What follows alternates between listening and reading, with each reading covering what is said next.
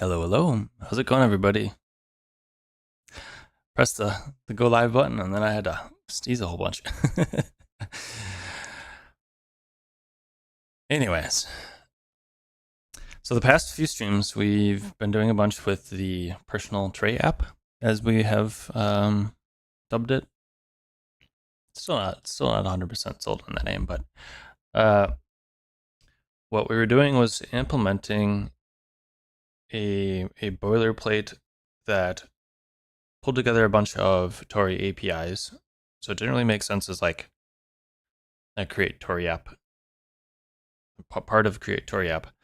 But this like separate piece which implements a handful of APIs specifically with intent to make it quicker to spin up apps that run in the background in your system tray.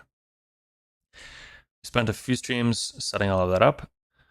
We then followed up with a few streams to actually make use of it with a to-do app. And actually, I think I can. Let's go ahead and just pop over here right away. And that left us with a little to-do app, which we can run. Whoop, what am I doing? Stream to do. I guess as we're talking, hopefully this isn't going to really cause any issues, but we'll do a build and we'll run it, and we'll kind of talk through what. I'm so glad we added that. I am aware of it and I forget it all the time. It is one of those things that once you adjust once, you don't need to worry about again. But identifier. So this is going to be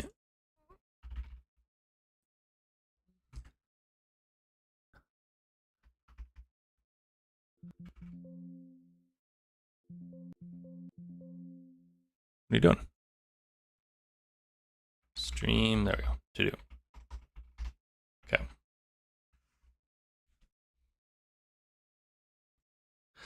Now let's try it.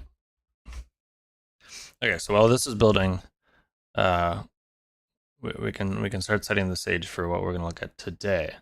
So we set this up with the intent to run it, and then allow us to go through and make like to-do items as we're talking through something, and sort of like setting the stage. So now would be the perfect time to have built it and have it running.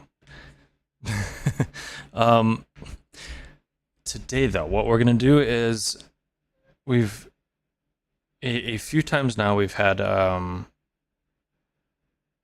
questions or digressions around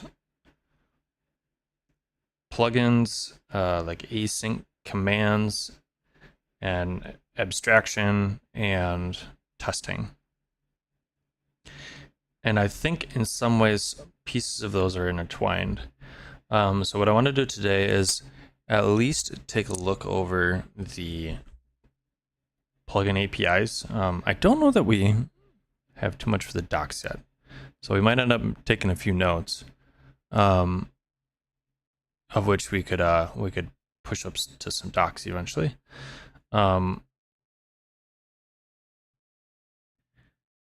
But what I'm thinking is that once we've looked around at how plugins are implemented and utilized, and that might segue a bit into looking at some existing ones, I think some of those APIs would also be useful for setting up testing.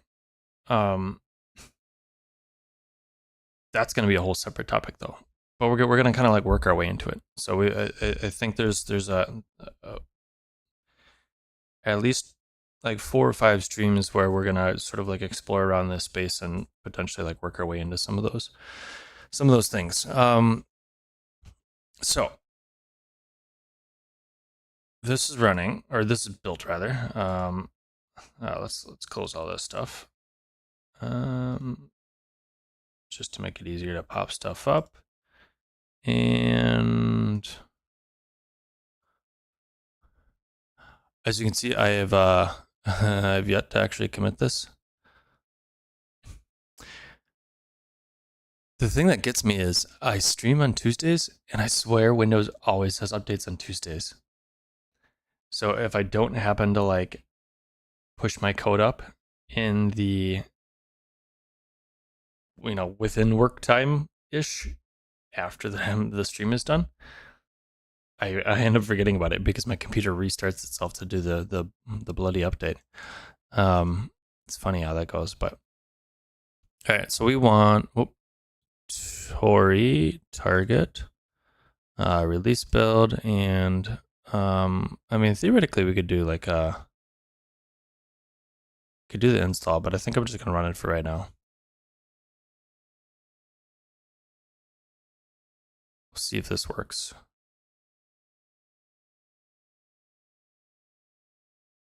We might have some stuff to clean up still. Nice. It would be nice to like, I eventually want to look into like those context menus don't necessarily make sense. So addressing that would be nice. Okay, well, we're gonna kill that. I don't, here, we'll, go back to this. Okay. What was that notification? Oh. I forgot I turned on notifications because part of this like system tray app idea is that it would be running in the background with the expectation that it could potentially do native operating system notifications to sort of like make you aware of whatever thing you're wanting to program. Let's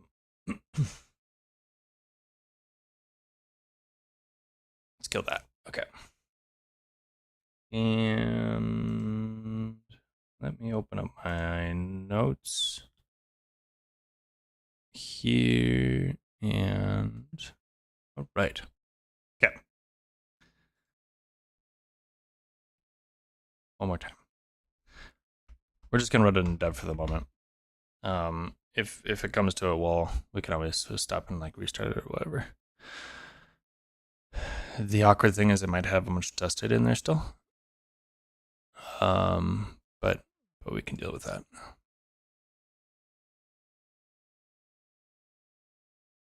There we go.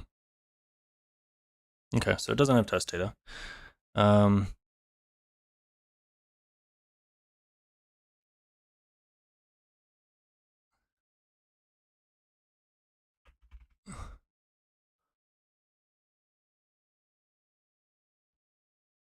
don't want you to be up though. I want to only access you when I click. Hopefully I have the click targets on there. So we should be able to do. That's why I didn't commit it. Blast.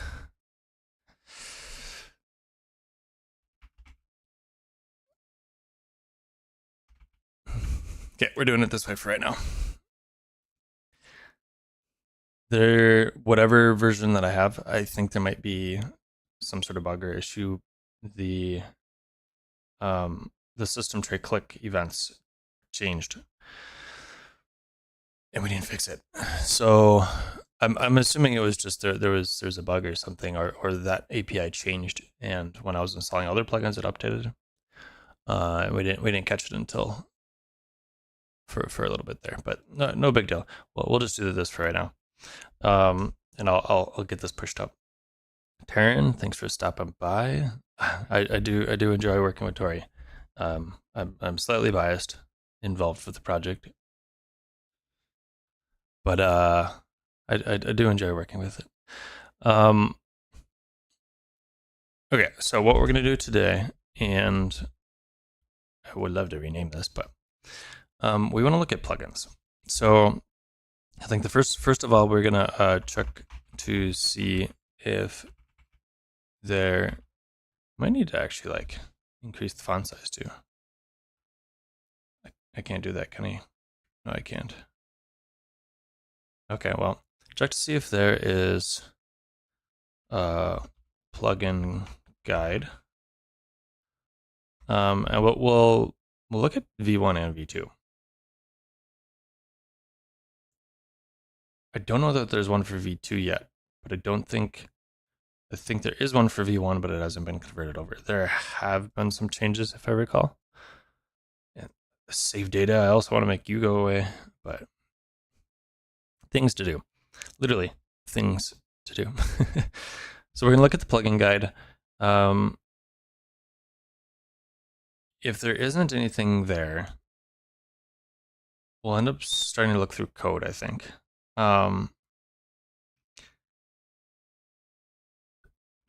Check, we'll say look at the Tauri builder for plugin API. So the Rust docs, at the very least, should have context for this, both V1, V2. And there's also like create specifically for plugins, if I recall, at least in V2. I think that's part of the changes in V2 that API got moved out into like a separate crate. So we'll take a look at basically the Rust docs for that.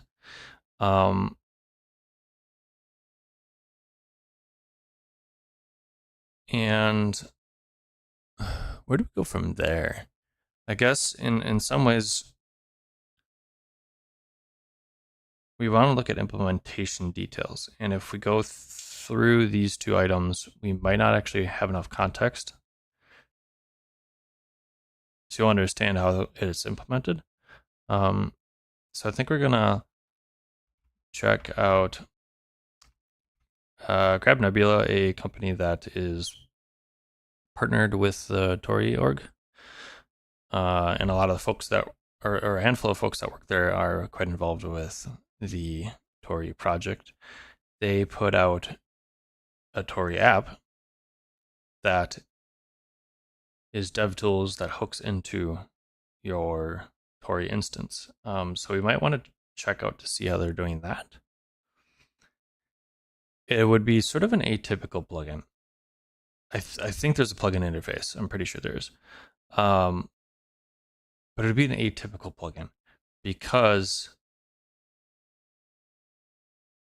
it's like a dev time only thing. But that sort of leads into the discussion around how can we make testing within Tauri more robust. So actually, I guess before we look at that, let's look at the see how plugins in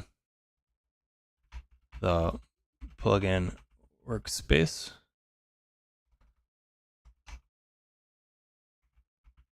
are implemented. I really need to word wrap that. I'll have to come back to that. And actually, we will I'll add these as to-dos as we go.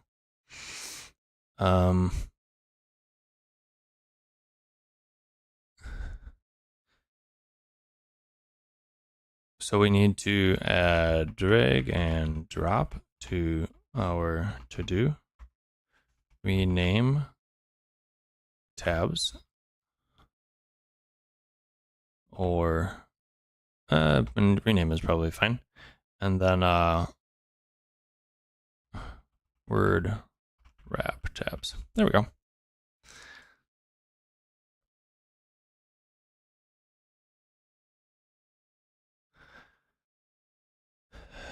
Okay, so we want to look at how plugins in the plugin workspace are implemented, and then we'll check out the Crab Nebula dev tools, and I'm pretty sure there's a plugin interface. The plugin interface. So I think that's how things are going to go today. Probably not going to stream super long here, but that's going to be what we're going to work on accomplishing. So the first item, plugin guides. We want to first look at the Tauri app v1. You can see v1.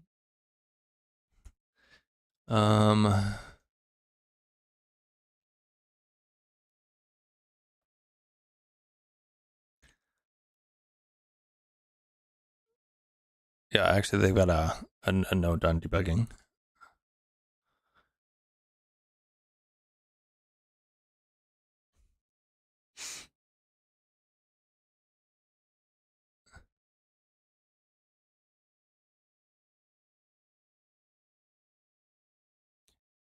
Tauri plugins. Here we go. Okay. This is what I think this is the only place that we really noted. In V1, plugins were I think they were introduced a little bit on the later half of things. So the reliance on it, or the places where it's used, are less than you'll see in V2. V2 dived in deeper to plugins, in which case we've pulled a bunch of like core functionality out into plugins, which helps like abstract out those like very specific implementations, and then it means that they're not necessarily tied to majors within Tauri. Like they can sort of be versioned separately, because some of these plugins are very like operating system specific. So versioning it in a way that's somewhat related to and publishing and handling majors in some way related to how the operating system is like pushing changes out. Having it as a separate plugin makes it easier. Thanks, Lasha. You're transitioning from a motion design field into development and enjoying every minute of learning about Tauri. I appreciate you always stopping by. You have some lovely questions. From a motion design field, I'm definitely curious what entails a motion design field. I'm a bit of a career transitioner myself. My previous industry was structural engineering, so I was a licensed building structural engineer. I designed a lot of Excel and programming there too, to do the math to make sure buildings or structures didn't fall down. Which seems like a completely different field, but there's so much math involved that it made sense to just automate and learn programming for all of that. And you'll see a lot of that like reflected in the topics that I end up looking through or really diving into, because we looked at a lot of, or in that industry we did a lot with math and computation, and like modeling. So there's Autodesk has a suite of tools that tends to be heavily used in that industry. So I've done like I did like 3D printing and modeling back in like what 2007, 2008, something like that. I was doing 3D printing and modeling, and probably like 2004, 2005 is when I started getting into the 3D modeling stuff. So you'll see some of that reflected here. And encapsulating all of that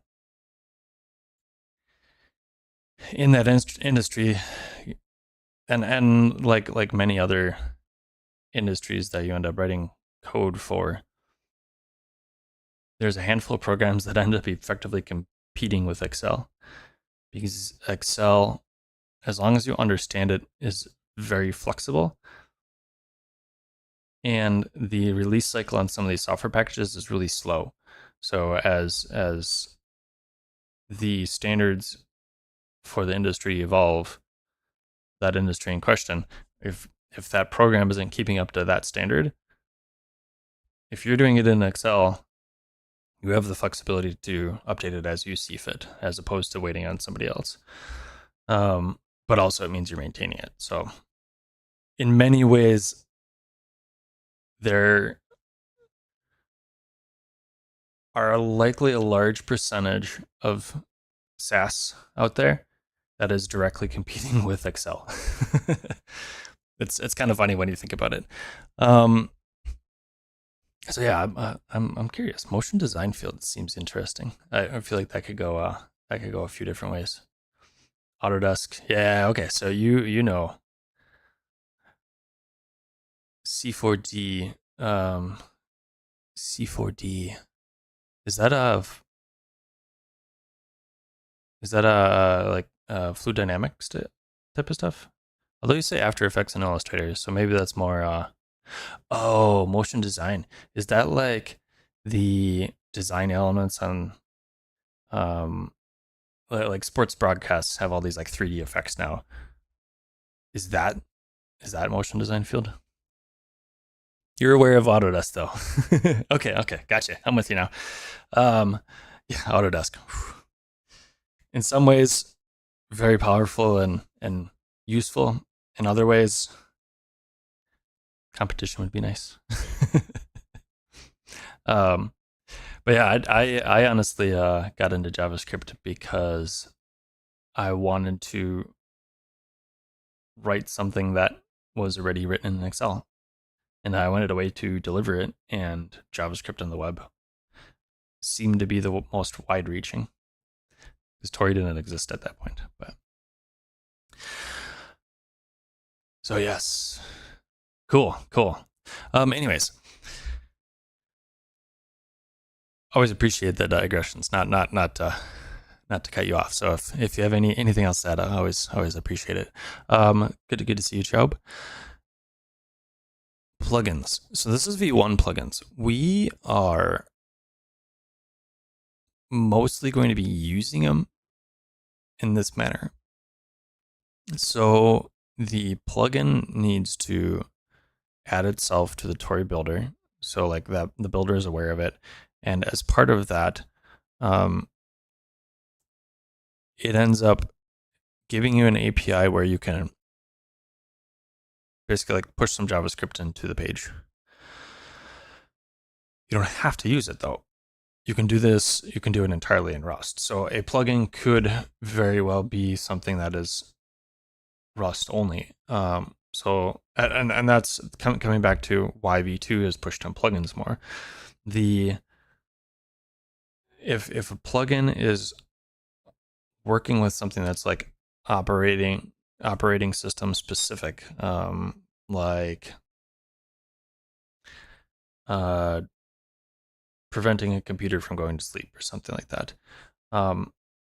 that API might change, and it might change out of band from when we want to actually do major releases. So if there's a breaking change in there, in that API, we kind of need to release a new major, but doing that out of band from the like main Tauri is helpful. So this plugin interface is in some ways helpful to deal with those type of situations. So you can sort of write a plugin. You're pretty much always going to have at least a little bit of Rust. It could very well be something very minimal. Not this specifically, but a handful of lines of code just to inject some JavaScript.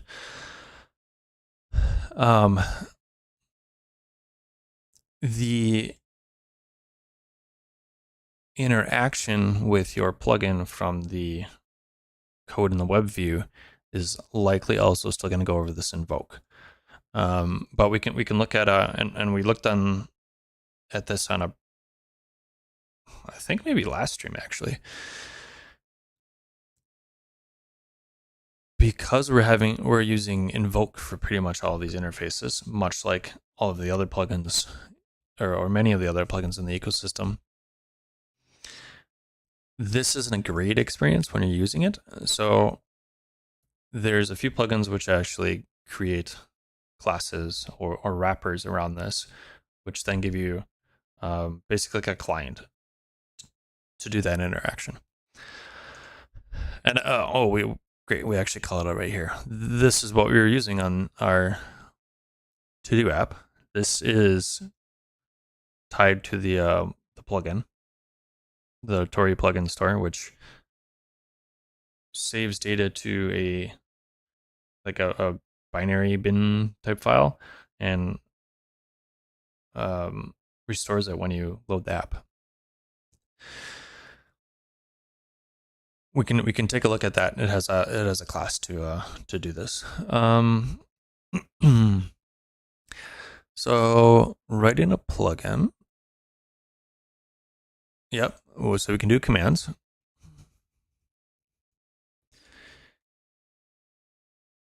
And I think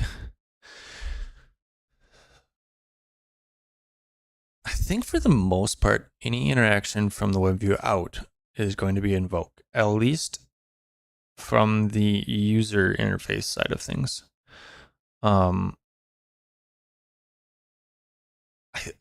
suspect that pretty much all of your interactions are going to end up using invoke as a trigger or a way to like kick something off. Paul, good to see you stopping by. You're just starting learning Tauri. Would you recommend jumping straight into V2 or starting on V1? Okay. I think it kind of depends on your goals or what you're looking to do. I guess that's the same thing. Depends on your goals and how you're looking to achieve them would probably be a better way to say it. In V2, it's still technically marked as beta. I think we're getting pretty close to releasing an RC. So the API changes are.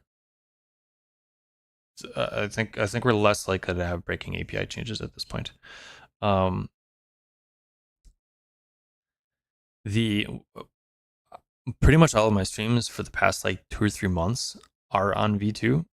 We've had a little bit of breakages or a little few things that we've been running into, but I would say the biggest things that V2 are going to give you are more JavaScript APIs. So you'll be able to write more of your code in the web view, if that is your preference, and mobile support. Task tracker. Ta-da. Check out the last like 4 or 5 streams or something like that. We made I still have a little bit of cleanup to do on this one, and I need to push up the code. But the intent is this lives in the system tray, and it's mostly intended more for a desktop app. But we created a template on GitHub to make it easier to spin up system tray apps. And what we're doing, what we did with it on follow-up, I personally wanted to use this, was to basically have a small to-do list that I can write down as we're sort of setting the stage for a stream, the things that I want to achieve or work on with that stream. So this is probably going to check a lot of those boxes. And one specific thing, you say you want to do mobile. If you want to do mobile, you have to do V2. There's no mobile support in V1.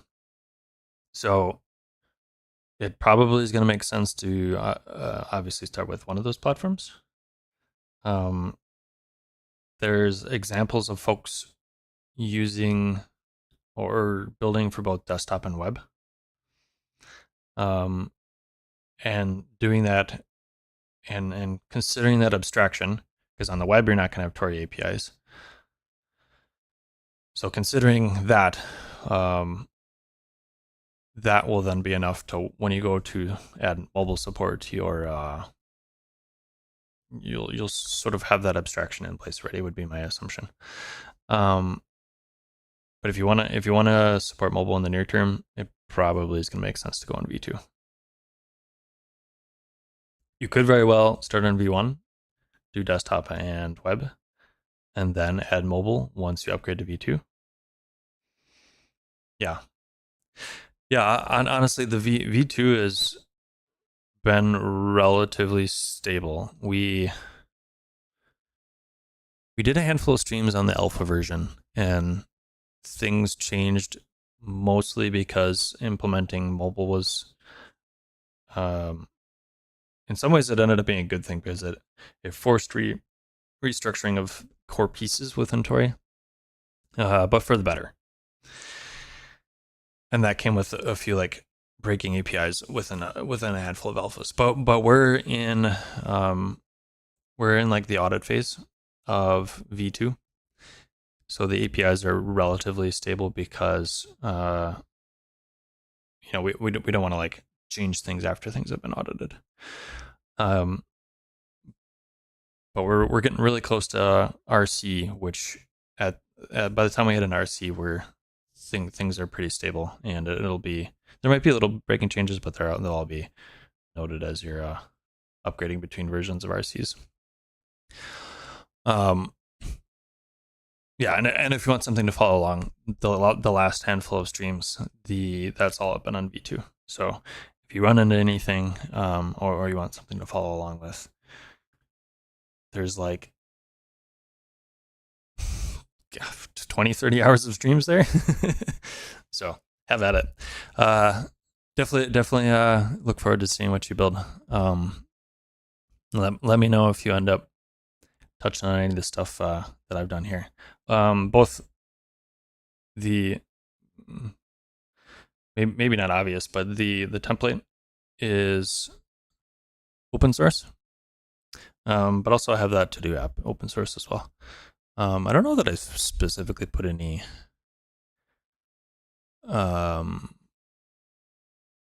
license in there. I need to double check that.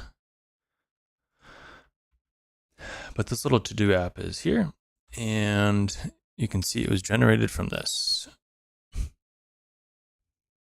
So if you need something to help you get going, or otherwise start out, those might be good places to look at as well. And that personal tray app too has a bunch of issues.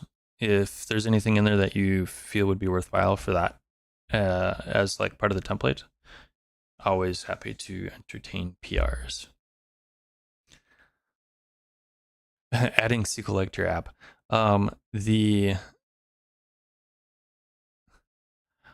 think those are like, that topic can end up being a handful of streams too.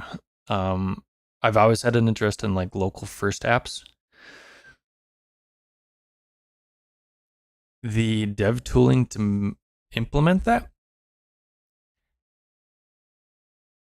is kind of involved still. It's probably the best way to say it. You can do local only isn't too bad, and in some ways this is effectively a local only. I'm not using SQLite to back it. I am using a key value store. But it's once you start going into the local first, or there's some expectation of syncing, then things start to get involved. So yeah, definitely curious what you end up coming with. Lasha says you want to stream about code signing and app certification. Yeah.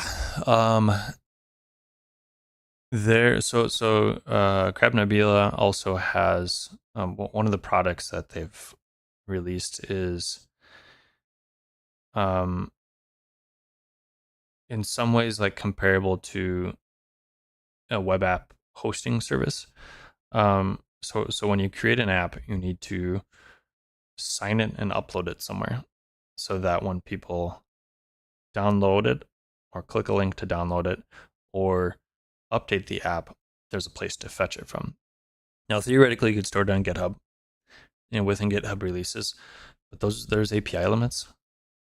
So depending on the size of your app, not specifically like code size or the binary size, but like if you have lots of people using it and downloading it, at some place they're going to hit rate limiting. with GitHub releases, in which case you're going to need to host it somewhere. So one of the services they provide is that. I've been wanting to do a stream on that. I was hoping to get one of the folks that worked on it on the stream so we could talk through it, and they've just been super busy and we haven't made it happen. I think because those things are so naturally tied together that code signing, I mean, we might be able to do just a code signing, but to go through all the work to code sign it and not actually upload it anywhere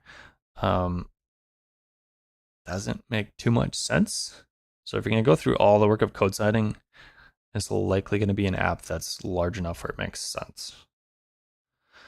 Because you have to pay for those certs to be able to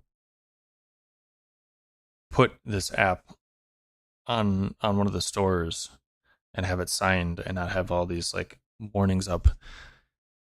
You have to pay for that. So, there's some level of like scale that you're expecting to or have gotten to where it makes sense to actually like go through all the work to get an official like third party seal on the thing.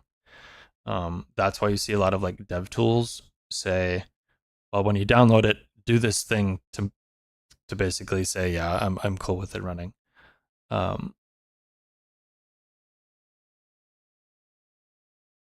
Oh, 3D.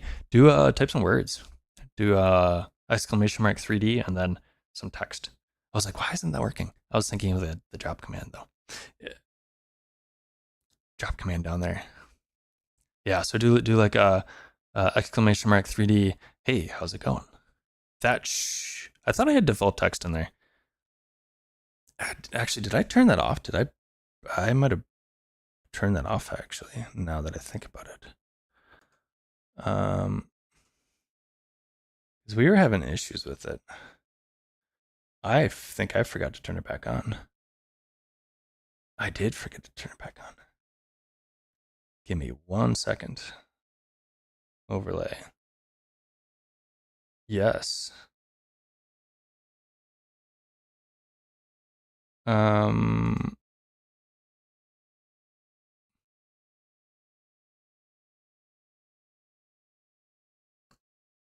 don't remember why I turned it off though, to be honest. It's been off for probably so long that I completely forgot about it. Try it one more time. I actually saw it come up on my on the modern monitoring screen.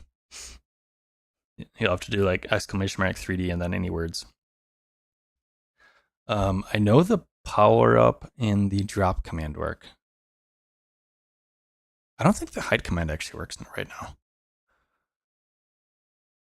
Dev stuff, right?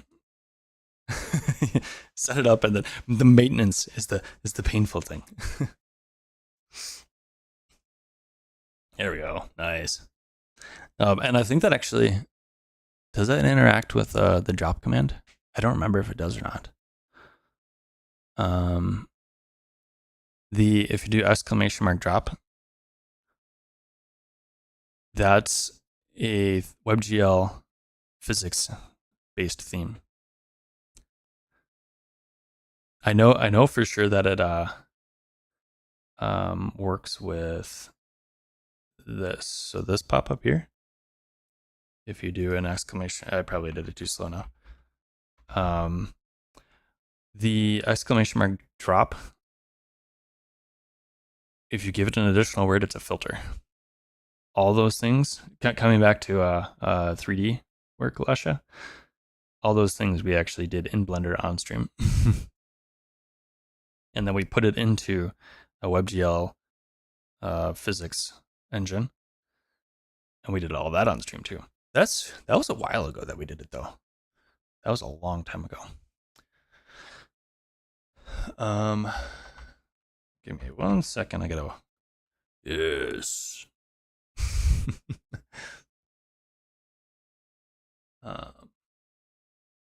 Where is my cursor?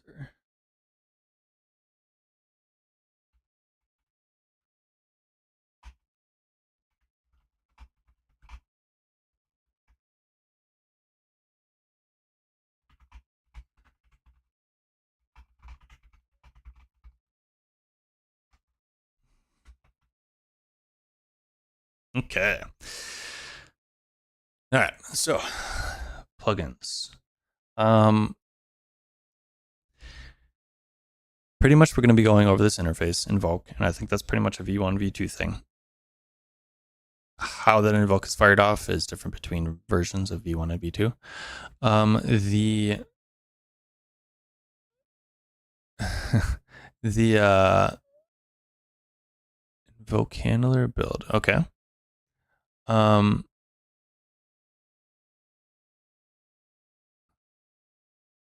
can set up and maintain state. Oh yeah, okay, that makes sense. So effectively, what they're saying here is that we are set up an API. We're in Rust land, as it were. We can do effectively anything Rust based. So any crate that's out there, you could theoretically do a plugin around it, or multiple crates. So like if you wanted to add screenshot functionality, that probably would make sense. Or like a recording functionality, that might actually make sense as a plugin, even if you're like specifically doing it for your app. And then like if you're putting out an app that is a video app with screen sharing, it still might make sense to actually pull that screen sharing piece out as a separate plugin, and you can use the like plugin just within your repo. Just having that abstraction there can be nice.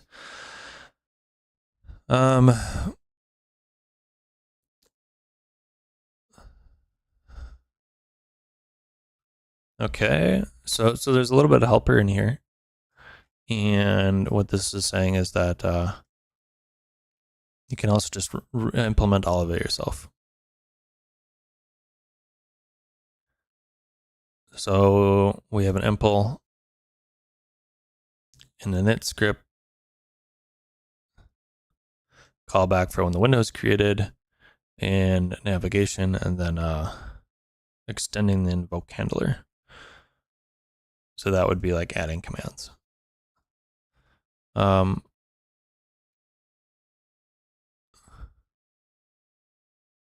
So here we've got like the Tauri generate handler do something, which wires up this. And we've got a setup. So all of this looks very much very much in the vein of what you do in the like your like base Tauri app.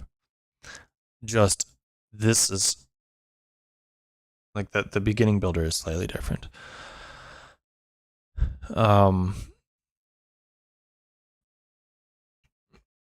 It doesn't actually say how to use it if you're using this API, but that's fine.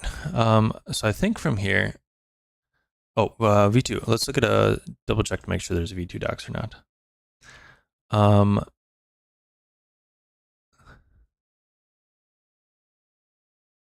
I don't think that we have any yet.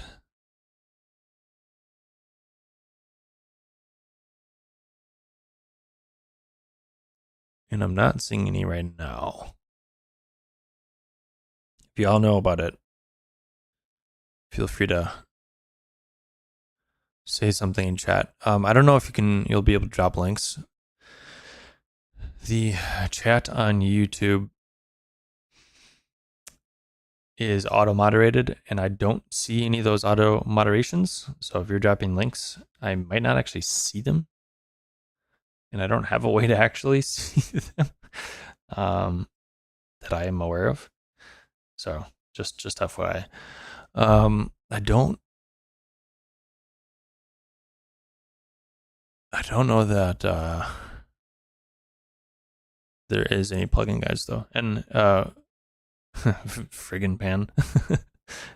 Thanks for stopping by. I'll get to your question in a second here.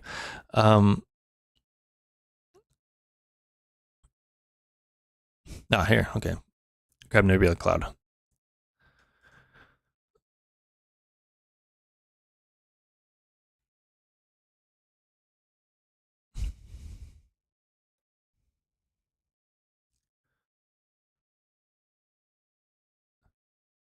This. bit of a digression. This is something that actually that's on our to-do list of potentially looking at. We've got notes about, so the permission system is slightly different in V2, partly because more pieces are implemented in JavaScript, so having a more robust plugin permission system was beneficial. All right, well, here we go. Plugins. We do have one. Great. Okay. Question. Can you suggest a way to store secrets in Tauri? We want to implement the TOTP algo and maybe share the same secret among different users in the same system. Interesting. Okay.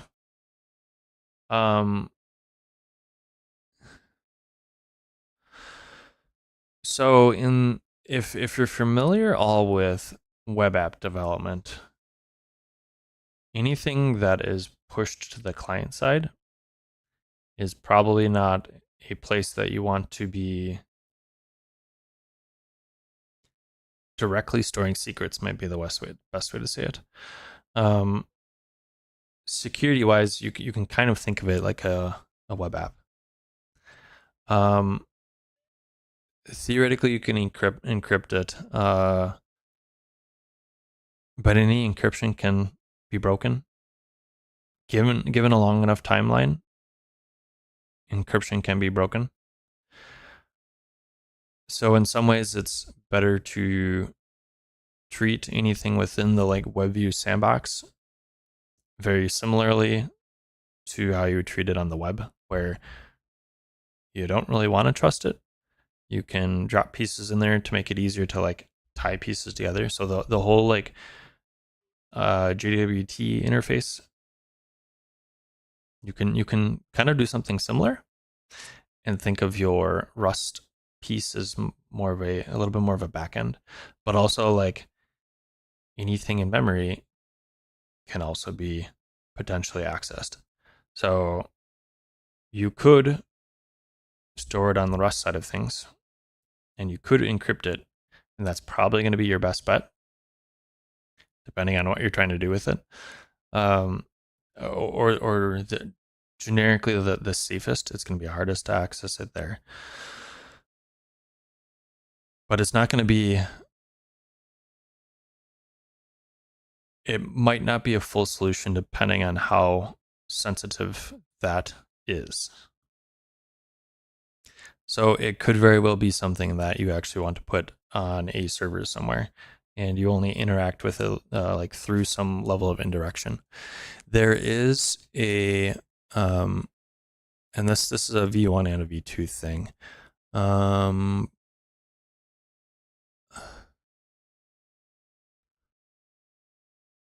There is persisted scope stronghold. Here we go. This is potentially something that would be worth looking at, depending on how sensitive this is. It does do a bunch of the encryption for you. A few of the folks that have worked on Tauri were involved with creating this, so the same like level of auditing and attention to that has generally been put into this too. And if you look at this implementation, most of it's going to be in the Rust. Yeah. This if you're looking for there's store still doing things mostly on the Rust side of things, but it's a little bit more like not expecting to be secure. Yeah, so something like Keyring or Stronghold is probably going to be your best bet from the sounds of it. But very much the only interaction that you would want to do on the WebView side would be like triggers or some way to like say, hey, do a thing and use this token and handle the actual action on the Rust side of things. um, either the Rust side of things or on a server somewhere. Those are probably going to be your least. Those are probably going to be the least risky ways to do it. Again, anything security, long enough timeline, it will be broken. There will be bugs. But that's gonna reduce your security. The edge cases that you're gonna run into security wise will be less if you're doing things in Rust or doing things on a server outside of your app. Yeah, Chaub, you did you did it in a Tauri app to store an activation key. Yeah. Yeah, and like an activation key is sensitive, but it's not like super sensitive. So that's also potentially user specific though. So I could see that being something that you would want to handle on a server. Yeah. I mean, if you're going like completely local first where you could expect the server to just like disappear, that's obviously going to push you towards a specific setup too. But for sure, don't trust the web view would be probably the most straightforward. Don't trust the web view would be the first piece of advice I would consider when you're thinking about secrets within a Tauri app. Very much in the same way that you wouldn't trust a web app when you were within the context of a web app server sort of implementation. You can think of that web view very much like a web app in this case. Tokyo runtime is very important. Yeah. We it might have been you that put that on my stream to-do list, Chaub. That was a while ago. I'm testing the limits of my memory. But it's on my to-do list to I think that was like last December that I made that list.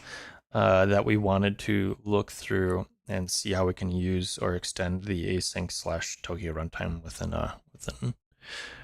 our backend Rust side of things. Okay, so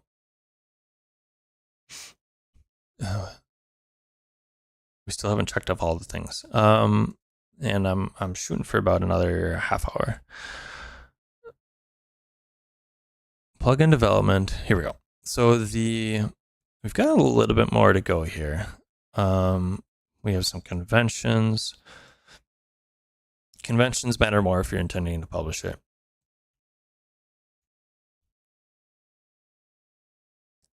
You can include and also like if you're doing a plugin now, mobile support is an additional thing to think about. And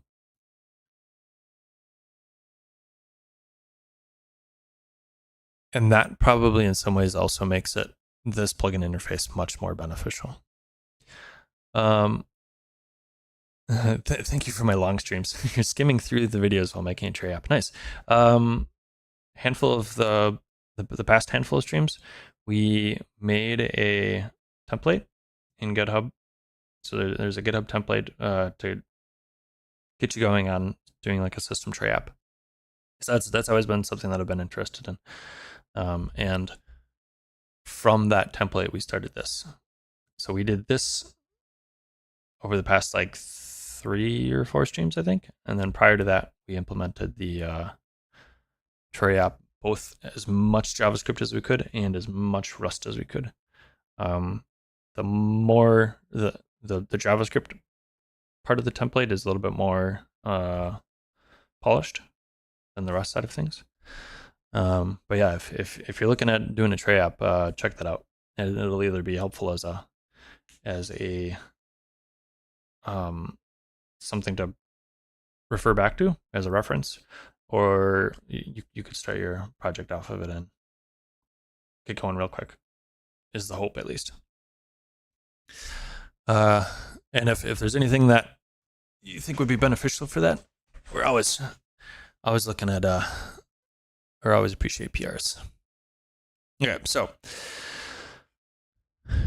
there's a new thing to initialize, which is nice because you get a little bit more. There's a little bit more going on, and actually, this is a good highlight because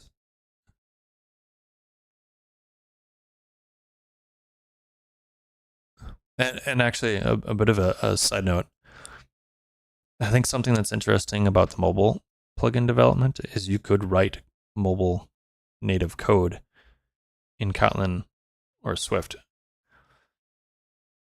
And when you add the plugin, you can add it and only include it when you're building a binary specifically targeting one of those platforms.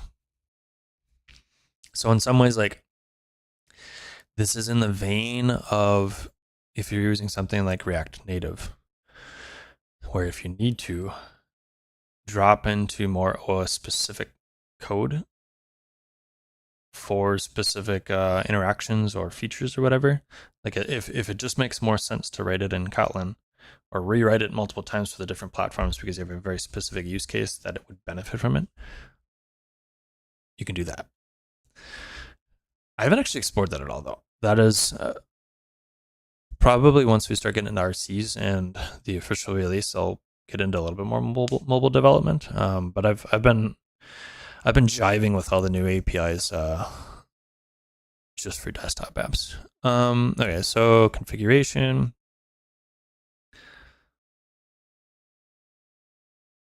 This is relatively familiar from V1.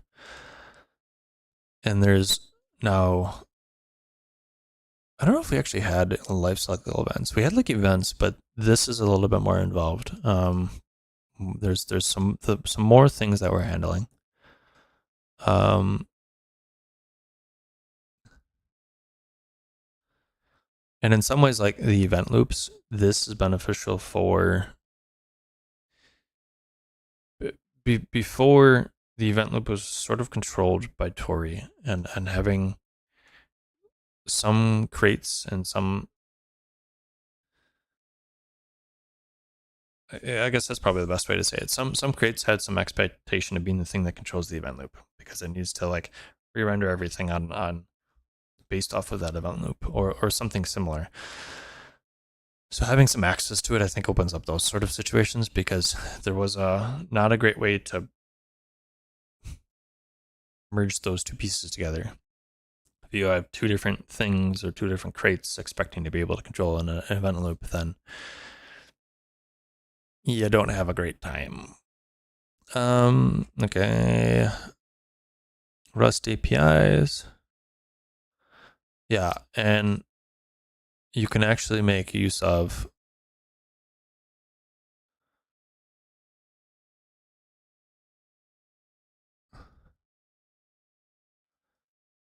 it defines the global shortcut struct. Yeah. Wait, so is this okay. So in V1, the plugins were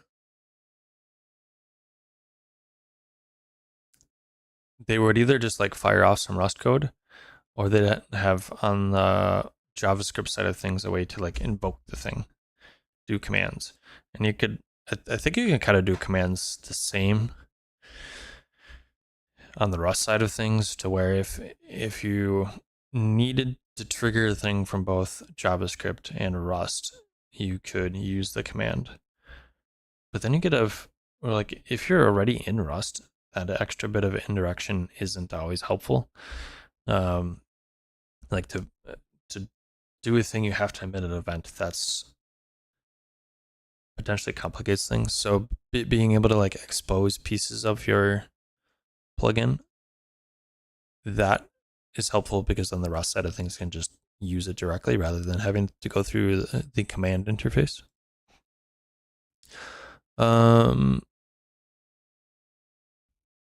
Okay, so there's a command rs, invoke handler.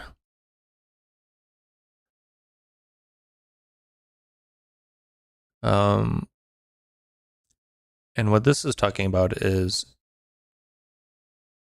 it is adding a new invoke, so like a command that you can invoke.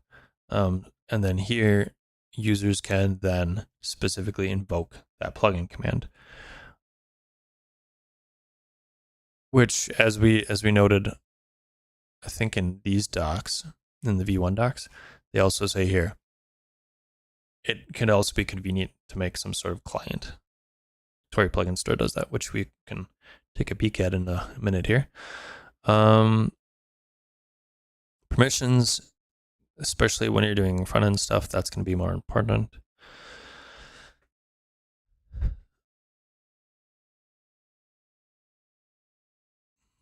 The reason permissions have been made a bigger deal on V2, coming back actually to your question, makes me laugh every time I say your name, friggin' Pan.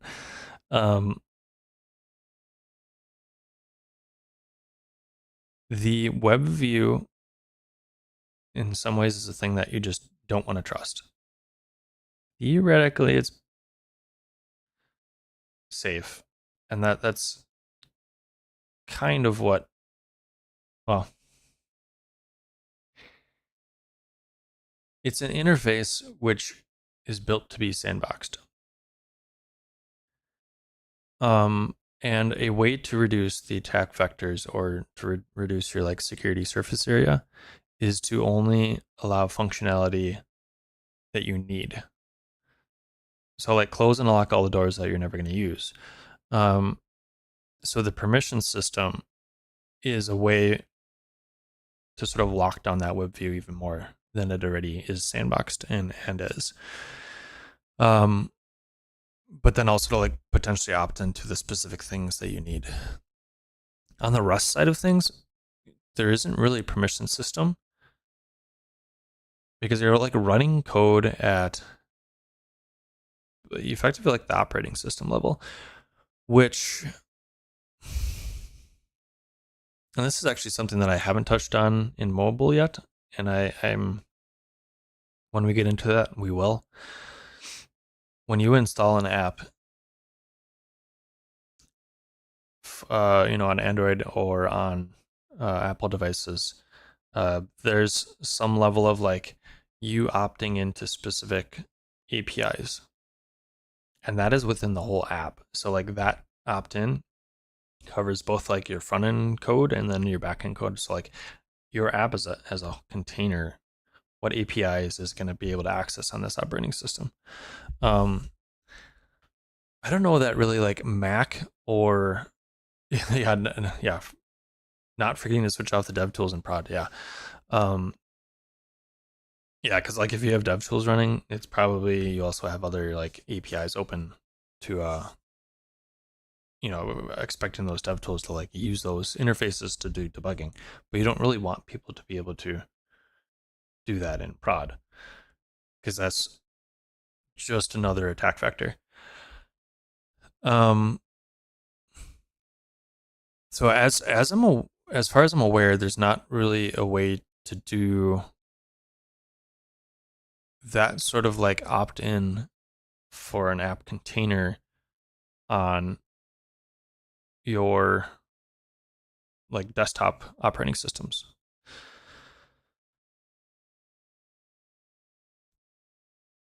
But that's something that we definitely want to like as a stream thing come back to. Okay, scope.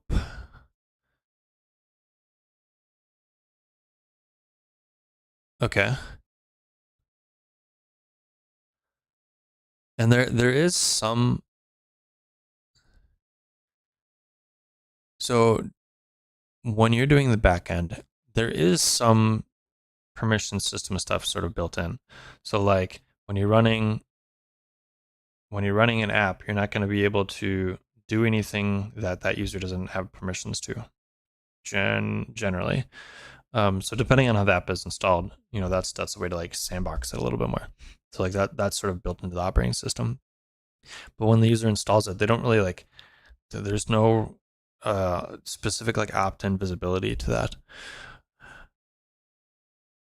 But when you're writing your code, if you're expecting to execute operating system or like sidecars or something that's sort of like adjacent to or not contained, I guess shell plugin is probably the biggest one, and file system operations are probably the biggest one, because you're sort of like going outside of that app container and hitting parts of the operating system that could have malicious intent, in which case that malicious intent could then be exercised within the context of your app to do something malicious. So to help when you're writing your Tauri app to lock that down, scope is probably the thing that you are likely going to see pop up. You can scope shell pieces, or you can scope file system operations to like specific folders or specific areas of like only allow uploading a file from your home directory or something like that. So that's also a way to help like reduce your attack vector, but it's not something that's going to be directly exposed to the user. They're not going to see it. So coming back to your mention here, forgetting to switch off DevTools and prod. If you push out a release, people aren't really going to know that has happened. But obviously that's not something that you want to do. Okay. Command scope, global scope. So there's, I guess to sort of wrap it all up, we have a permissions file that allows you to lock down the front end. We also have scoping to allow you to lock down or limit any operations that sort of like go outside of the app container. So file system operations, invoking things from the shell, that sort of thing. So those two pieces together, like not trusting that web view and locking that down, and only allowing your app to operate on in specific places within the operating system that are deemed safe for your use case. Those are the ways to like reduce the attack vector. But none of those are necessarily exposed or seen by the user as you would see if you're installing something from a mobile app. So I think maybe some of the stores are starting to expose that a little bit more, but that's definitely something that mobile interfaces have really done well, in my opinion.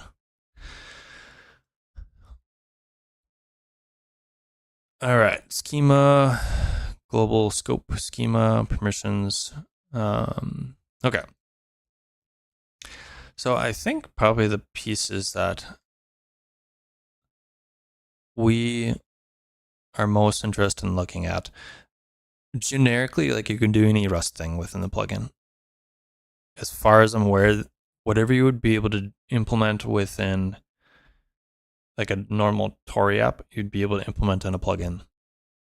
Like make that abstraction, implement it in a plugin, and then pull it in.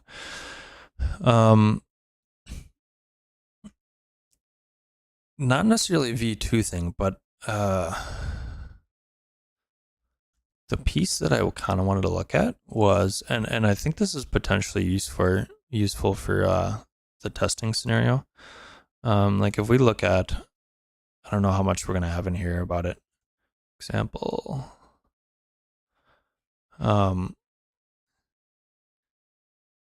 This is spawning a thing called Tauri driver, which sets up WebDriver.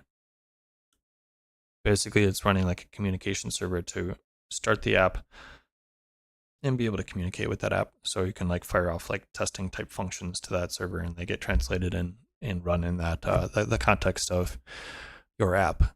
But in some ways, that's sort of like what a plugin is doing too. So I think we can actually, we'll cross this off the list. What are we at? Let's look at we've got these next two to-do items. I think we're going to end up kind of crossing these off at the same time. we want to look at plugin workspace, and we touched on this a bit on the last couple streams because we were looking specifically at the store. And store is a key value. Store plugin.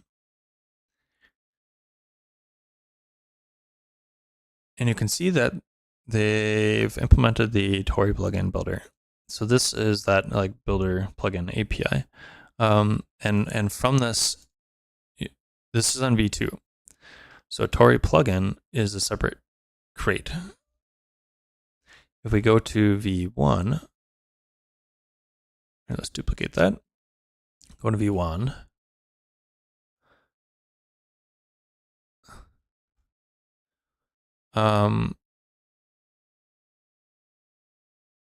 Is it in lib?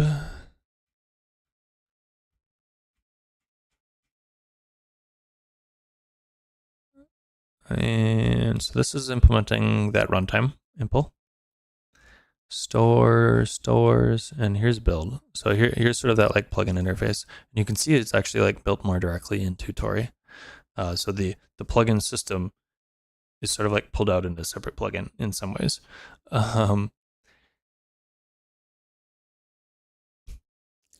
In other ways, though, it is very much a similar interface. So we set up a builder, we get a bunch of APIs that we can use, or functions, methods that we can call. You'll see more desktop focused, more mobile focused. And this, I think, is the piece that I'm specifically interested in checking out, because if we look at the Rust side of things, kind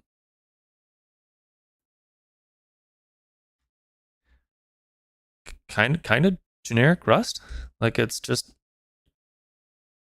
doing some file. I mean, in this case, it's all file system operations, but you can like pull in whatever crate you want and do whatever Rust thing you need to do for your use case. But how do we interact with that or inject things into the web view where you can then interact with that? Yes. Rachu. Is that how we would say our username? Thanks for stopping by. And Chauba is correct. You can use WASM within Tauri. So you're likely going to be using it in the web view side of things. So any similar build step that you would use to get WASM in a web app is likely going to be the same that you would use to get it within a Tauri app. You're building a thing that ends up generating a WASM file, which you then end up needing to bootstrap and load on within the web view. Very much the same as if you were pushing, building it, pushing it up to a server somewhere that serves it as a web app. Where did we do? One of the, if you check out the Create Tauri app, there's a handful of options for Rust. So there's sort of like a split. Do you want to do more JavaScripty things, or do you want to do more Rust type things? That doesn't necessarily mean that you're writing everything in like the Rust backend. There's actually what is it? Not trunk. Leptos. We did Leptos on stream 4 or 5 streams ago when we were working on the Tray app template.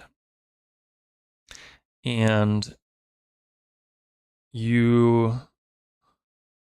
what we ended up doing was trying to implement, we did basically 2 implementations. One, as much JavaScript as we could, and another, as much Rust as we could.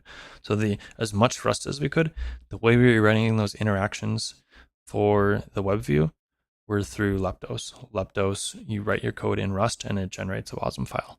And you have an index.html that basically just starts this WASM file. So long story short, yes, you can use WASM within the web view.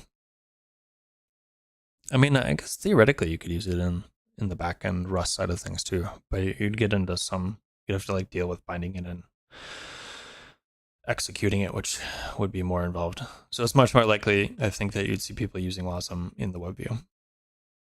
And I mean, certainly you can do everything in JavaScript too. Whatever combination that is going to be best fit for your use case.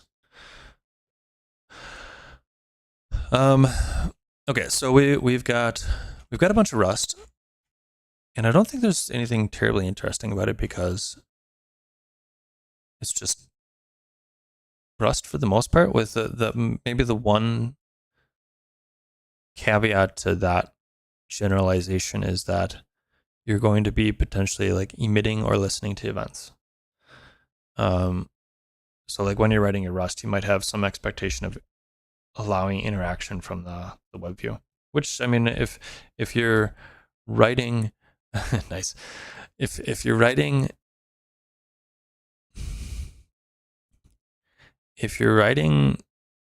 a plugin or writing something that's directly in your like Tauri builder, you're gonna kind of have that expectation anyways, I think, where you would you need some way to like trigger or run the method. If it's not being run on startup, how is it being kicked off? How is that work being kicked off?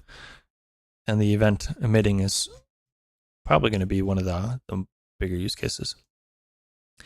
Okay, so if we look at the build.rs, we get a global API script path. Now this pulls in this API IFE. So IIFE is immediately invoked function execution, right?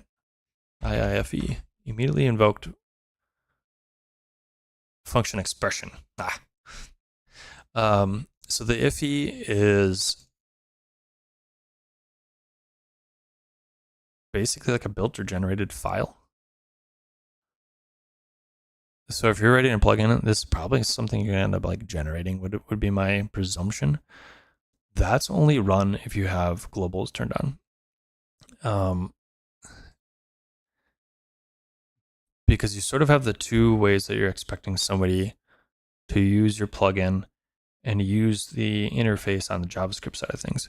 You're either like publishing a package, or you've got a JavaScript library where you're importing that and using that, or you're injecting this and expecting somebody to have that turned on. So that's something to keep in mind. Making use of this though, like if we're talking in the context of doing something with like DevTools, I don't love the idea of having to like generically turn on globals if it's not. Do you have any thoughts on when it's better to do things in JavaScript side versus Rust side? Or if there's a use case to definitely do it Rust side? Anything like performance sensitive is probably going to be more of a Rust side. Generically make sense to do in Rust, because Rust is going to be faster. But depending on what you're doing with the thing that you need performance for,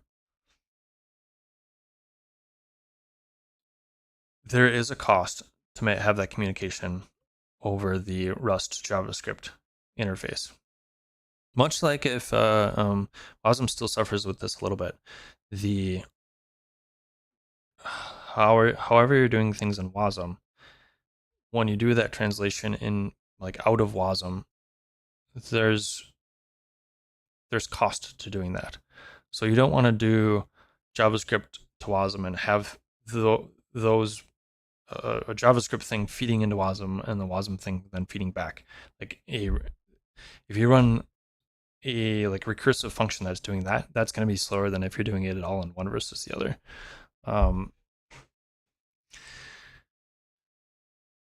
So it depends. That's the consulting answer, right? It depends. Um, I think on some level, do the thing that's going to allow you to ship the fastest. Anything that you're doing in JavaScript, um, when you want to communicate back to Rest, you're probably going to be doing it through events. So depending on where and what you're displaying and the computation that's required to do that. Like if we are generating a model and the user is interacting with a model, theoretically you could write that in Rust. But if you want to then display that in the web view, that's going to be a lot of like continuous data that's saying, hey, I've got this data, now you need to render it. So if you have a thing where you need to be you're doing computation, it delivers like a screenshot or something that needs to be rendered, and you need to do that 200, 300, 500 times a second. That's a lot of data passing over that wire. It might make sense to do more of that work in the front end or in WebGL. And actually for like the video game case,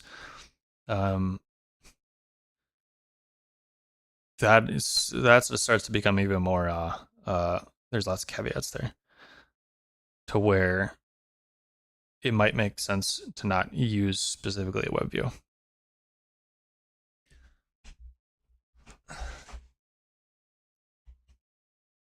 Double checking my messages here real quick. So that helps a lot. Great. It's always unfortunate to be like, it depends, or like the classic, oh, it works on my computer, why isn't it working on yours? That was an awful answer. But in some ways, it depends ends up very often being realistic. As long as you follow that up with the caveats on why it depends, I don't feel bad giving that as a specific answer. Okay, so this iffy is something that we want to keep in mind, because if we're talking in the terms of plugins with around dev tooling, you want to be able to, without many changes or with minimal flags, to say, hey, don't include those dev tools in production. You want to basically like flip on enough of those APIs that you can use the tools, but not enough that it's painful to deal with when you want to like push things to prod. So using an iffy and requiring globals for dev tools is an option, but it would be great if there was a different one. I don't know that there really is though. So like in this case, I think this here is basically what that iffy is. So if you're on the front end, you could pull in this store. And the store is a class, which then gives you access to all these functions. And all this is doing is just like making the interface to fire off those invokes easier.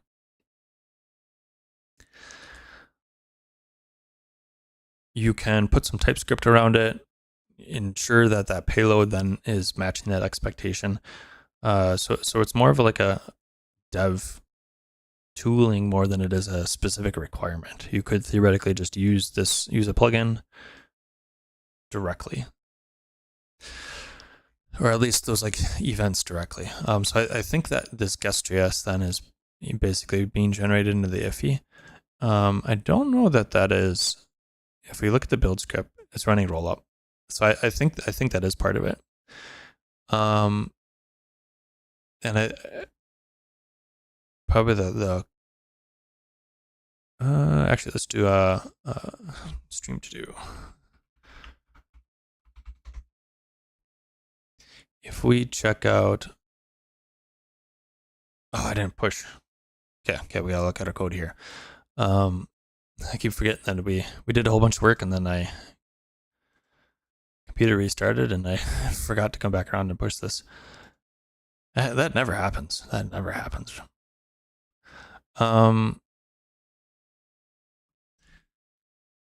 I distracted myself now. What were we looking at? Oh yeah. We want to look at setup is using the plugin store. So this, you basically end up having two ways to use the JavaScript side of things in from a plugin.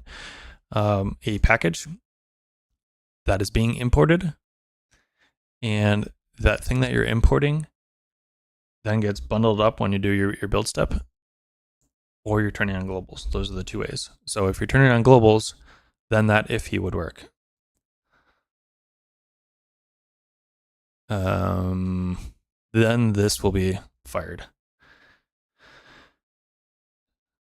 Injected and then fired is maybe a better way to say it. Otherwise, you're doing an import. Hey Dangel, good to see you. Ahoy, matey.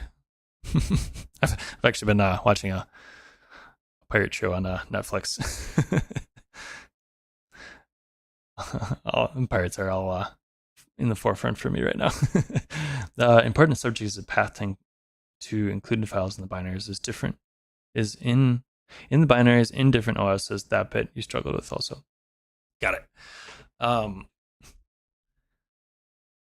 So is this like when you think about sidecar type situations?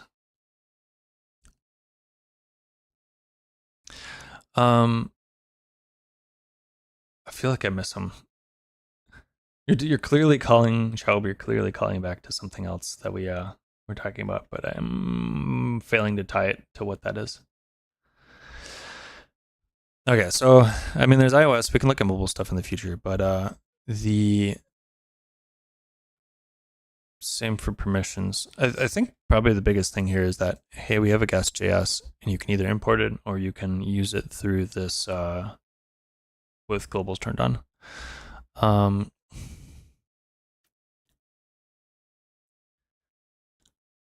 So that's definitely something to keep in mind. Okay. I believe that pretty much checks off boop and boop. Speaking of which, Dangel is with Crab Nebula.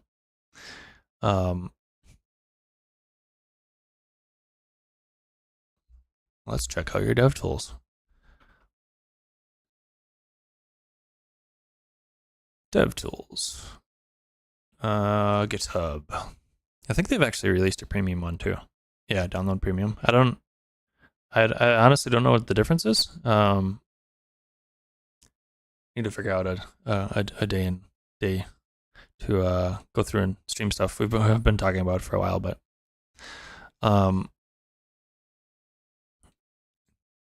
GitHub creates clients. So they've got a web client.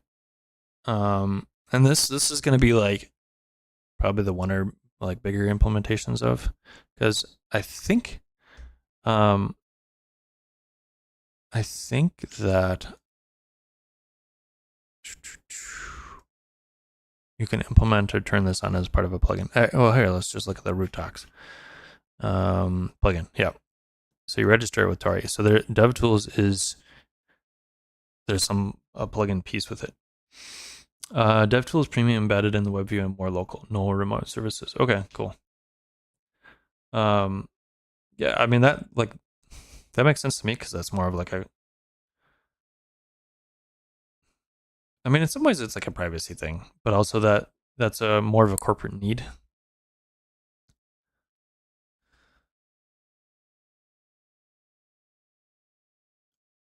So I want to look at this real quick. Chow, you said you want to include some files to be used. Getting the paths is kind of tricky. I think I want to like so some of the I keep saying I want to do stuff with docs, and I think that's going to end up being a near term thing here.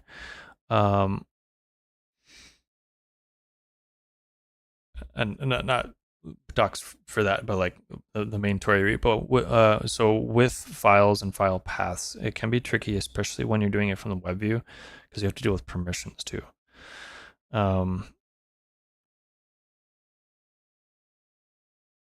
I feel like docs is probably going to be the thing to help deal with that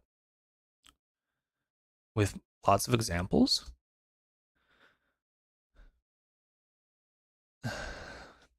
Anyways, Denjel, we're also bringing out collab features soon. Like, ooh, playback is kind of interesting.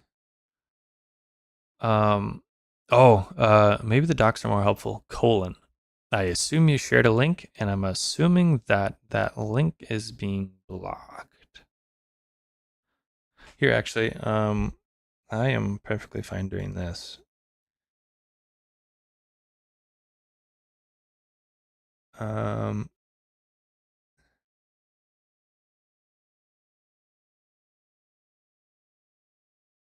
Try that.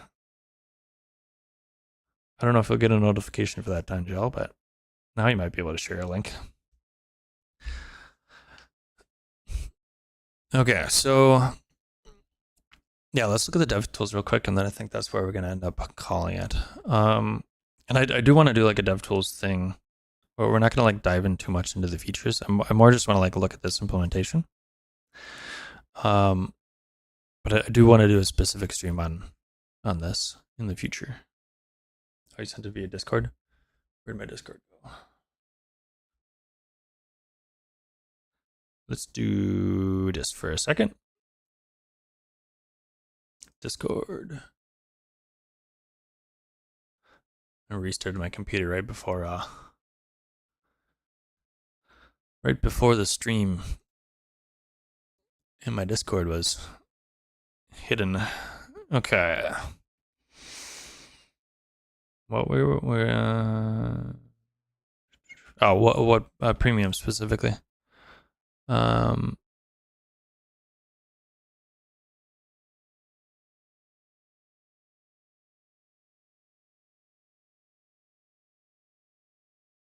we looking here for premium, or were we just looking first of this?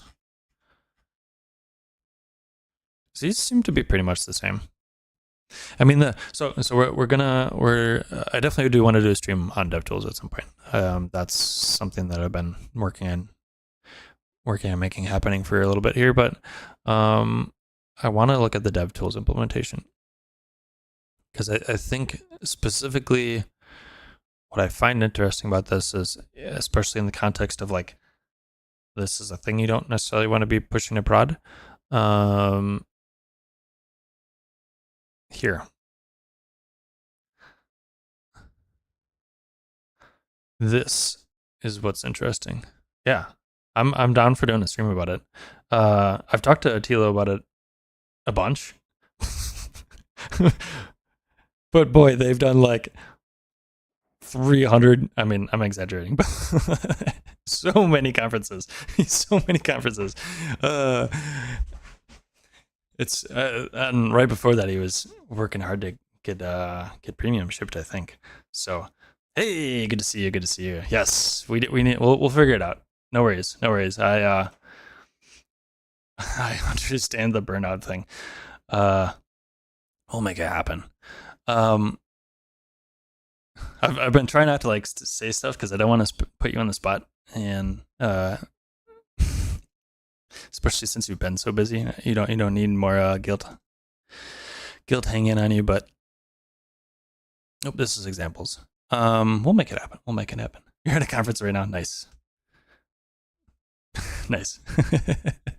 We're almost done. I need to I'm potentially rolling directly into a meeting from this. So I keep looking up at my messages for work stuff, but I just want to look at the implementation for. I guess in some ways you're not actually using DevTools. DevTools is going to end up being more of a monitoring thing. So you're not, from what I've seen, you're not actually like doing any front end piece because there's no thing that is really needed to show in the context of the user's Tauri app because you have a separate Tauri app / web view in which this plugin, when you do builder.plugin, you're registering it basically as a listener. So you're like injecting it into the build only when you're like doing debug builds. So if you do, and correct me if I'm wrong, but if you do like npm run Tauri dev or npm Tauri run Tauri build, both of those, no, excuse me. I think a build does by default does a release. But if you do a debug build or you're running in dev mode, both of those will be debug builds in which this will be enabled and you'll be able to listen to it basically. And what you're doing is you're listening to it and then piping it into a second web view. Yeah. The plugin allows DevTools. Oh, it is. Is it actually opening in a second web view? Is it a separate app or is it doing like is it using the Tauri APIs to open up a second window? I didn't even think about that. That's kind of a neat interface. So in the DevTools space, when it's embedded, oh, that's dope. That I didn't even think about that. That's cool. Oh, it's embedded in the main web view. Okay, we're gonna have to, and this might actually end up being part of other streams, but we're gonna have to dig in that a little bit more.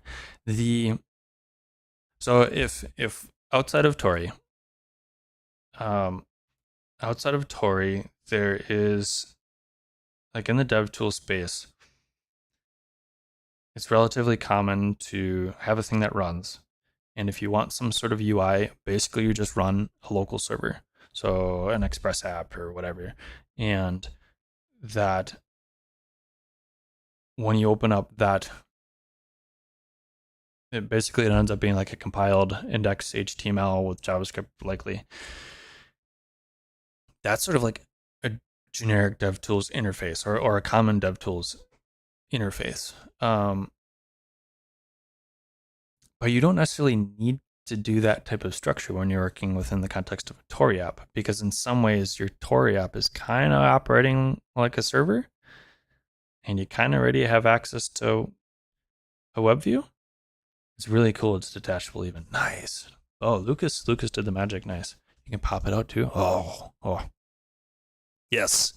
Whenever you get a free moment, Attila. Is it Attila or Attila? I don't know that I've actually heard you pronounce it out loud, and I would be remiss if I'm mispronouncing your name. It's that Midwestern accent. Denjel knows he's got some Midwestern blood in him. Both work okay. I mean, honestly, like, yeah. I wasn't sure how much you wanted me to tell you, but I don't want to like in some ways dox you, I guess. Both work. Just tell me the right way to say it. I'm sure there's a right way to say it, right? I do not want to. I always feel bad if I'm mispronouncing people's names. Brazilian. Okay. Well, we'll have to make sure that I'm saying it whenever you come on stream, saying it right. The getting those accents to work within the context of Midwestern accent is it's definitely a trip. I mean, it's like everything else, right? Okay, so Parker, good to see you. Just go with @I. Oh, okay. You're got it. Okay. Tyla. Tyla. Is that right? Tyla. I was like, what are you trying to say? Been streaming too long. Okay. I don't know that we're really going to dig into it too much. This it sounds like you have it set up way fancier than I was expecting it to be. So we might not be able to dig into it enough that it's gonna be worthwhile right now. But we're gonna click through, and I just want to see if I can like grab onto any specific pieces that would be cool to bring about. This is looks like the watcher aggregator. So this looks like a lot of the communication bits. Lib server. We got some Tauri stuff in here, so it's expecting to be run within Tauri. List entries.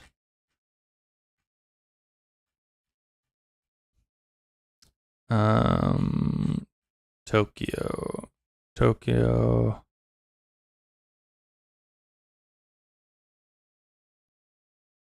Not seeing anything here that would be worth pulling out.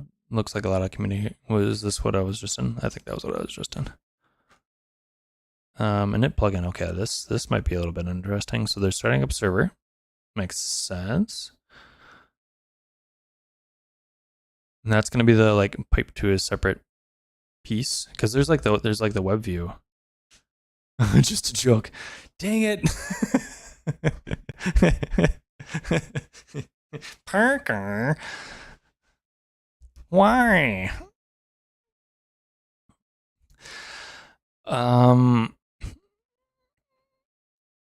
Builder. Init, try init, connection info. Okay.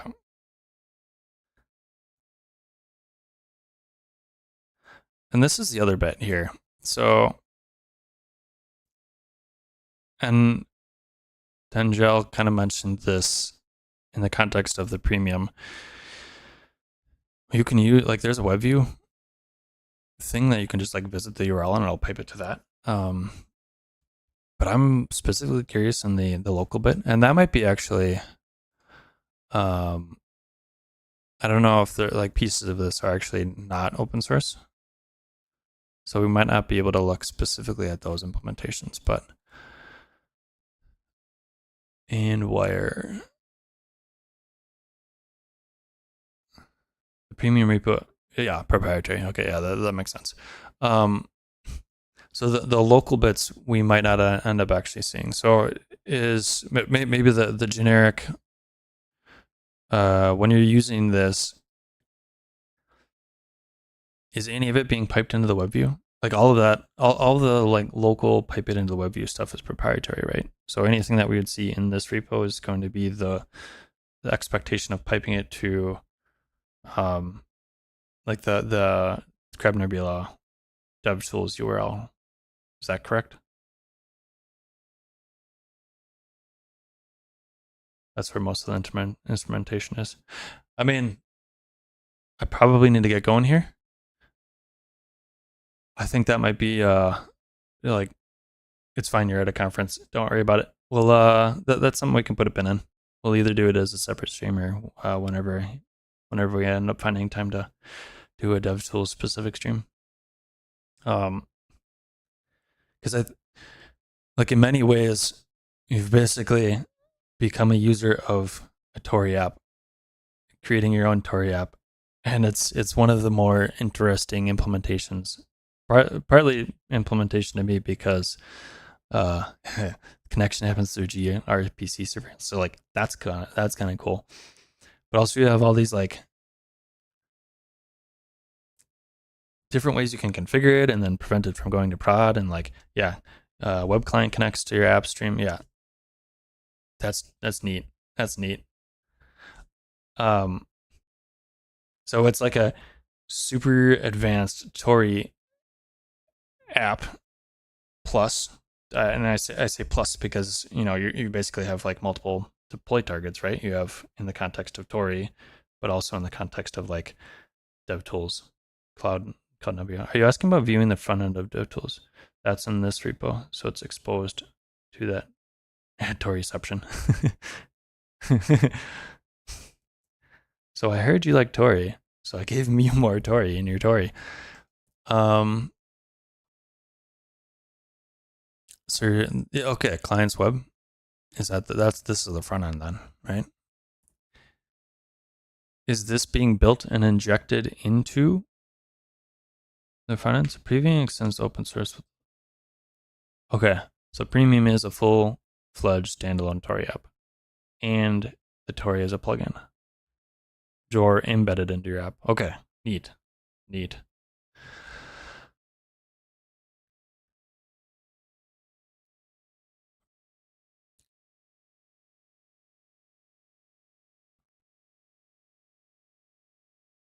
protocols connection. Hackathon, nice.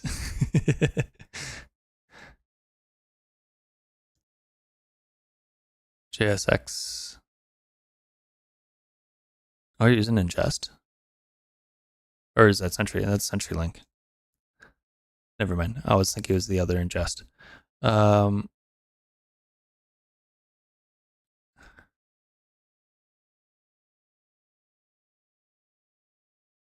Netlify. I see some Netlify in here. Spans, piping stuff to Sentry, dashboard and connect. Okay. Solid.js single page. That makes sense. Okay. That makes sense because how was I supposed to mispronounce it? Tyla from Porker,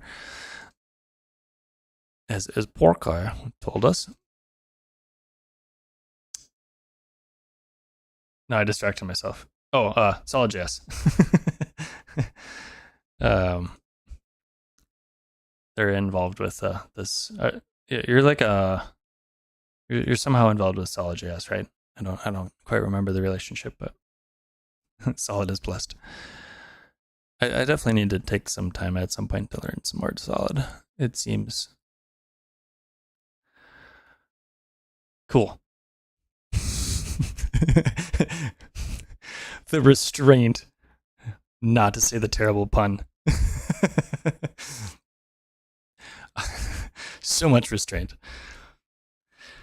Okay, so I don't think we're gonna dig into it too much. But the thing that I specifically wanted to bring up and why we were putting this last checkpoint in here is because plugins don't have to be something specifically for like production code. You can write a plugin, and this is probably the best way to end this. You can write a plugin that, similar to any of the official ones out there, are implementing like specific functionality that somebody else might want to be pulling in, and you could do that in a way, and you could publish it so other people can use it. And that's how a handful of the features within Tauri are now being handled. That's not the only use case for it, because you could do it just as a way to have additional abstraction within your app. If you have very specific functionality that you're implementing, that makes sense to abstract out. That's a valuable way to do that. So just as a code organization abstraction point, plugins can make sense. But also we get these interesting use cases because this interface is a way to opt into or specifically use plugins in very specific situations. I think probably the biggest one is the prod versus not prod. And I think that's the thing that I want to explore more, especially as I want to get into more testing around Tauri apps on stream. So I think that's something that we're going to explore more, potentially as looking through DevTools stuff, but also just generically, like, yeah, I think that's going to be an interesting place to dive into. And that's actually a good place to call it. Thanks for stopping by, Dudley. Paul, I just realized your last name's Dudley. Paul, thanks for stopping by. I think we're nearing the end here too. I need to run to meetings. Rachu, you have an Electron app that you want to convert to Tauri. Can Tauri do that? Yeah, hop in the Discord. I don't know that we've at some point we've talked about like an automatic thing to convert, but there's a lot of APIs that are vastly different in Electron that having a script to do that's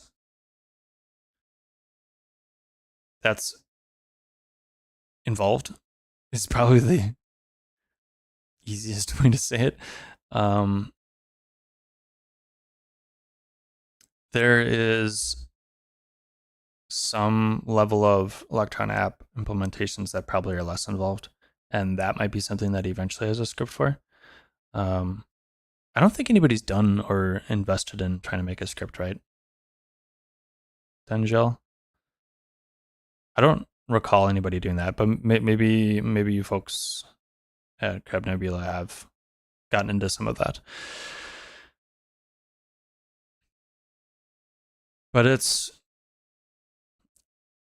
it could be involved. It could very well be a couple hour thing. Oh, it is. Cool. Is that is that something that you're planning on doing in the context of Crab Nebula, or is that something you're planning on doing within Tauri?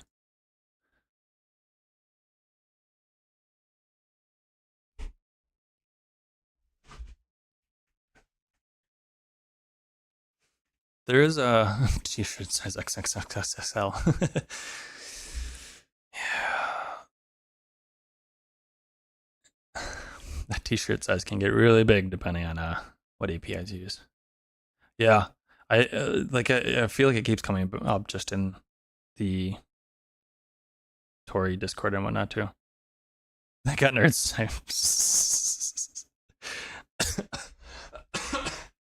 Sorry, that was a good one. The to be clear, there's two Discords. There is there you go. Boom. That.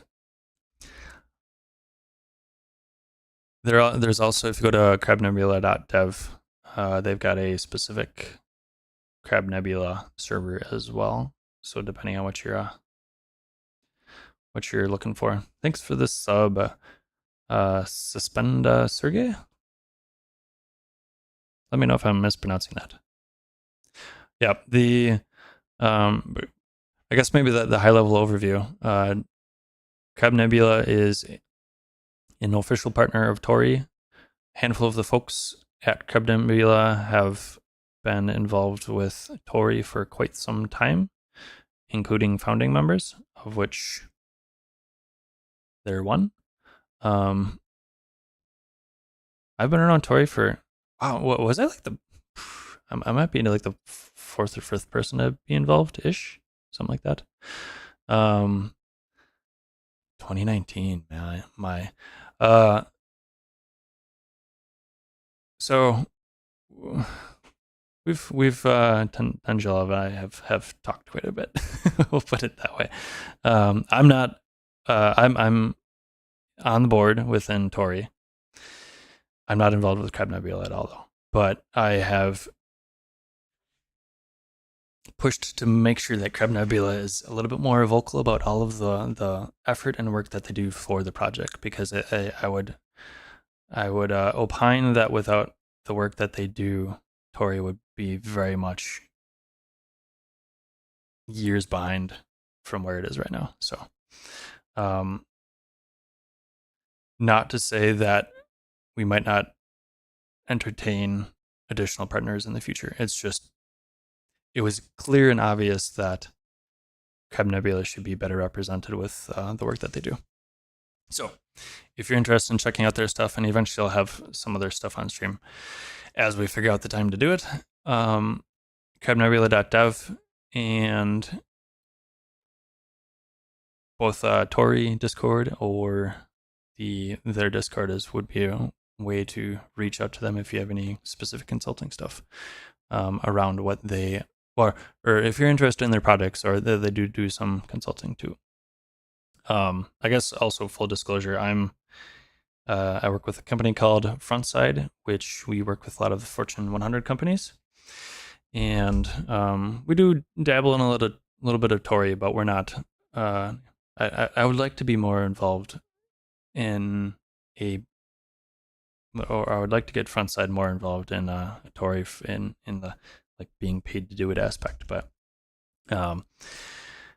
we've done some Tauri, but it's more of an addendum to all the other things that we're involved with and helping them out with. But Honestly, corporations and money is what's gonna help push the project forward. And there's yeah. I mean, I've noticed you started putting more stuff on the site, which is hopefully going to be helpful for y'all to help your products move forward a little bit more. Um, you do honestly, even the stuff that ends up having like paid aspects is still providing a lot of value for the ecosystem. So I'm